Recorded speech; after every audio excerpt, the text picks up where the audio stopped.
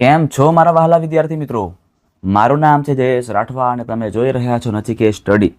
આપણે શીખી રહ્યા છે ધોરણ 9 ગણિત વિષયમાં તમારી આવનારી વાર્ષિક પરીક્ષા માટેના મોસ્ટ આઈએમપી ક્વેશ્ચન કે જે તમારી એક્ઝામમાં મિત્રો ક્યાંક ને ક્યાંક જોવા મળી શકે છે અને તમને ફાયદો કરાવી શકે છે.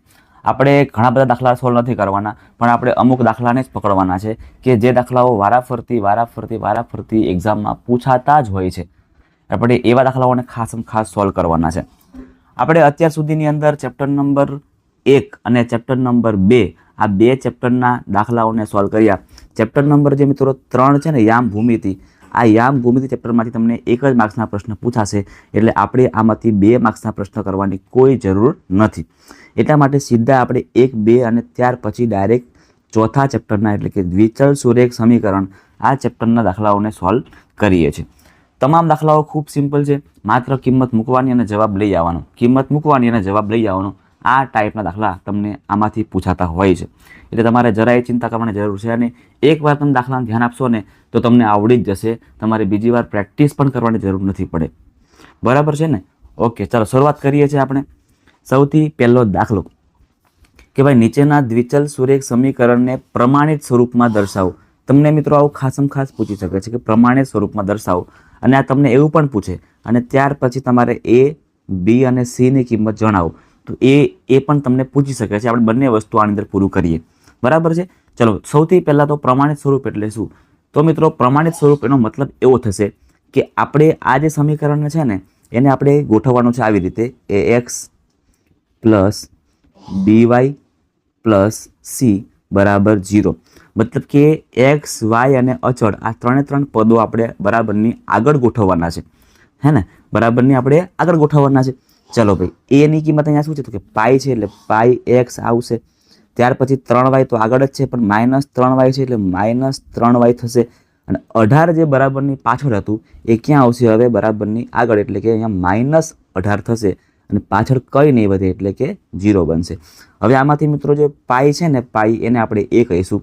આ જે 3y -3 છે, -3ને આપણે બી કહીશું અને -18ને આપણે સી કહીશું. બરાબર? તો આ થઈ ગયું આપણું પ્રમાણિત સ્વરૂપ અને આ થઈ ગયું આપણું એ, બી અને સી. છે ને? સિમ્પલ છે ને? હા, બસ તો પછી એવું જ આપણે કરવાનું છે. ચલો ફરીથી આપણે લખી દઈએ પ્રમાણિત સ્વરૂપ: એ એક્સ પ્લસ બીવાય પ્લસ સી બરાબર 0. એની કિંમત જો હવે અહીંયા એક્સ વાળું પદ આગળ છે, આપણે પાછળ છે, એને આગળ લાવવું પડશે, તો -x થશે. વાય તો આગળ જ છે એટલે બી વાય, પણ બીની જગ્યાએ કશું નહીં આવે, ખાલી વાય, કારણ કે બી એક જ છે. અને સી આપણે આગળ લાવવું પડશે, +5ને આગળ લાવો એટલે -5 થઈ જશે. -5 બરાબર 0. એટલે આ થઈ ગયું આપણું પ્રમાણિત સ્વરૂપ. અહીંયા એ બરાબર શું આવશે? તો કે માઇનસ અને કંઈ નથી એટલે -1 કહેવાય. બી બરાબર તો કે કશું નથી, એક જ છે એટલે એક જ કહેવાય. અને સી બરાબર -5 કહેવાય. ડન છે મિત્રો? તો આવા દાખલાઓ તમને પૂછી શકે છે તમારી એક્ઝામની અંદર. આગળ વધીએ છીએ. હવે દાખલા ચેન્જ થશે. રમકડાની દુકાનમાં એક બેટ, બરાબર છે, એક બેટની કિંમત કરતાં એક બોલની કિંમત 5 ગણી છે. તો આ વિધાનને દ્વિચલ સુરેખ સમીકરણ સ્વરૂપે દર્શાવવાનું છે.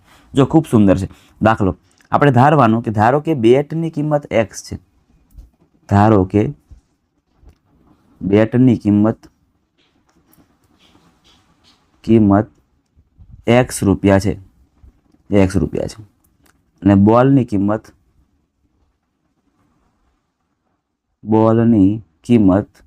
y રૂપિયા છે.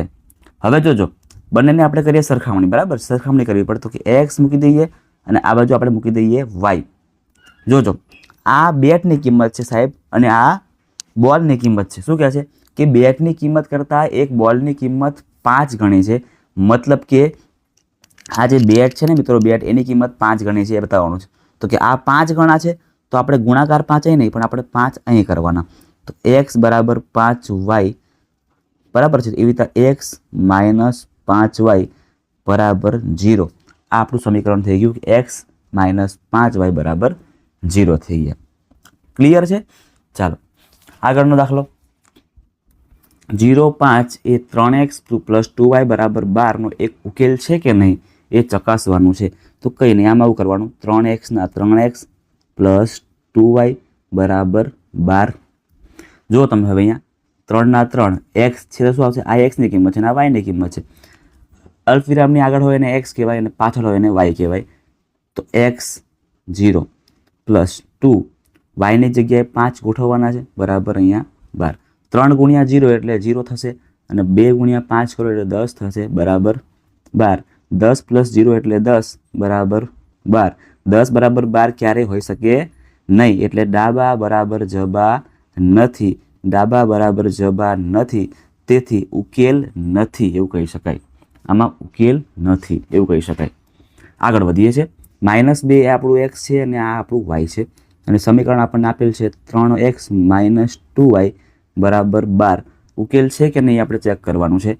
તો 3 ના 3 છે, એક્સની જગ્યાએ -2 રાખવાનું છે, -2 વાયની જગ્યાએ ફરી -9 ગોઠવવાનું બરાબર 12. 3 ગુણ્યા -2 એટલે -6 થશે બરાબર. માઇનસ પ્લસ થશે 9 દુ 18 બરાબર 12. 18માંથી 6 ને કાપો એટલે કેટલા વધશે? 12 વધશે. તો 12 બરાબર 12 આ આપણો જવાબ થઈ ગયો. 12 બરાબર 12 આપણો જવાબ થઈ ગયો. એટલે કે આ ડાબા અને જબા બંને ઇક્વલ છે. ડાબા જબા બરાબર હોય એટલે ઉકેલ છે એવું કહેવામાં આવે. પાકું? આગળ વધીએ છીએ. ફરીથી કિંમત ગોઠવવાની. તમને મિત્રો દાખલા કિંમત ગોઠવવાના ખાસ પૂછાશે જ, યાદ રાખજો. કેમ કે આ ચેપ્ટરમાંથી 2 માર્ક્સમાં પૂછાનારું આ સૌથી બેસ્ટ ઉદાહરણ છે સાહેબ. આ પૂછાય જ તમને બરાબર. આગળ વધીએ છીએ. 2x પ્લસ 5y બરાબર k. 2 ના 2 x છે ને ત્યાં આપણે 3 મૂકવાના છે પ્લસ 5 વાયની જગ્યાએ આપણે 5 મૂકવાના છે બરાબર. અહીંયા k ની કિંમત આપણને મળી જશે. 3 દુ 6 અને 5 5 25. 25 ને 6 કરો એટલે કેટલા આવે? 25 નો 6 કરો એટલે 31 આવે. 31 બરાબર k એટલે k બરાબર 31. આ થઈ ગયો આપણો જવાબ બરાબર. k બરાબર 31 થઈ ગયો આપણો જવાબ. આપણે k ની કિંમત મળી ગઈ. આગળનો દાખલો જોઈએ છે. ફરીથી 2x પ્લસ 5y બરાબર 17 છે. 2 એક્સની જગ્યા પર શું આવશે? અહીંયા k આવશે તો k મૂકીએ છીએ પ્લસ 5 વાયની જગ્યા પર આવશે 3 બરાબર 17. 2 ગુણ્યા k એટલે 2k થશે. 5 તરી 15 બરાબર 17. 15 ને બરાબરની પાછળ નાખી દો તો માઇનસ થઈ જશે. તો 17 માઇનસ 15 તો 2k બરાબર 2. તો k બરાબર 2/2 આવે. 2 ભાગ્યા 2 કેટલા આવે ભાઈ? 1 આવે. આ થઈ ગયો આપણો રાઈટ આન્સર. ચલો હવે આવશે દાખલા નેક્સ્ટ. અલગ પ્રકારના દાખલા આવશે કે આપેલ સમીકરણના 4 ઉકેલ મેળવવાના છે. ઉકેલ મેળવવા માટે શું કરવાનું? તો સૌથી પહેલાં આપણે આદેશ લેવો પડશે. આદેશનો મતલબ એવો થાય કે કોઈ પણ એક ચલને આપણે આગળ રહેવા દેવાનું, બાકીની બધી જ વસ્તુ પાછળ જશે. એટલે કેવી રીતે સમજાવો? ઓકે જોજો. અહીંયા 5x પ્લસ 3y બરાબર 16 અહીં આપેલું છે. ધારો કે મારે 3y ને આગળ રાખવું છે તો 3y આગળ રહેશે બરાબર 16 અને 5x ને પાછળ જવા દઈએ તો -5x થઈ જશે. 3 ને પણ હટાવવું પડશે અહીંથી. તો y ની ખાલી કિંમત જોઈએ છે એટલે y બરાબર 16 -5x ના છેદમાં 3. તો આ મિત્રો જે આપણને મળી ચૂક્યું છે ને આને આપણે કહીએ છીએ આદેશ. આને શું કહીએ છીએ આપણે? આદેશ. અથવા આને સૂત્રનો કર્તા બનાવ્યો એવું પણ કહેવામાં આવે. હવે શું કરવાનું આપણે? તો કે 4 ઉકેલ મેળવવા માટે આપણે x ની 4 કિંમત ધારવાની. x ની 4 કિંમત મૂકશું એટલે અહીંયા y બરાબર આપણને અલગ અલગ કિંમત મળશે બરાબર છે. જોજો હવે એક કામ કરું છું. અત્યારે શું કરું છું? જો x બરાબર ધારો કે હું 2 લઉં છું. ધારો કે x બરાબર કેટલા લઉં છું? હું 2 લઉં છું. રેડી? જોજો હવે y બરાબર 16 માઇનસ 5x એના છેદમાં 3. 16 ના 16 રહેશે -5 x છે તો કેટલા આવશે? 2 આવશે એના છેદમાં 3. 16 5 ગુણ્યા 2 કરો એટલે 10 થશે ના છેદમાં 3. 16માંથી 10 કાપો એટલે 6 વધે 6 ના છેદમાં 3 અને 6 ના છેદમાં 3 કરો એટલે 3 દુ 6. મતલબ કે y બરાબર કેટલા મળી ગયા આપણને? 2 મળી ગયા. એટલે મતલબ એવો થાય કે પહેલું આપણને ઉકેલ શું મળે છે કે x બરાબર 2 લેવામાં આવે ને તો y બરાબર પણ 2 જ મળે છે. તમારે મિત્રો આવી રીતે x બરાબર અલગ અલગ બીજી તમારે 3 કિંમત ધારવાની છે અને તમારે જવાબ મેળવવાનો છે. તમે કોઈ પણ કિંમત ધારી શકો છો. તમે અહીંયા 3 મૂકી શકો, 4 મૂકી શકો, 5 મૂકી શકો, 6 મૂકી શકો. તમે તમારી રીતે બધી કિંમત મૂકી શકો છો. ક્લિયર છે? ઓકે ચાલો આગળ વધીએ છીએ. ફરીથી 4 ઉકેલ મેળવવાના છે આપણે. એવી રીતે કરીએ તો 3x માઇનસ 24 બરાબર 0. જો અહીંયા તો મિત્રો y છે જ નહીં, હે ને, અહીં y જ નથી, તો શું કરવાનું? જે જગ્યાએ કોઈ ચલ ન હોય તો આપણે ઉમેરી દેવાનું, 3x પ્લસ 0y કરી દેવાનું. 0y તો કરી શકીએ આપણે, માઇનસ 24 બરાબર 0. જોજો શું કરીએ આપણે અહીંયા, તો અહીંયા આપણે 3x બરાબર આ 24ને પાછા જવા દઈએ તો માઇનસ 24 નું પ્લસ 24 અને પ્લસ 0y નું માઇનસ 0y થઈ જશે. તો x બરાબર 24 માઇનસ 0y, આ 3ને મૂકી દઈએ આપણે છેદમાં, તો xની આપણને આ કિંમત મળી ગઈ. હવે શું કરશું આપણે? તો હવે yની કિંમત આપણે ધારવાની. yની કિંમત આપણે કોઈ પણ ધારીએ તો આપણને xની કિંમત મળી જશે.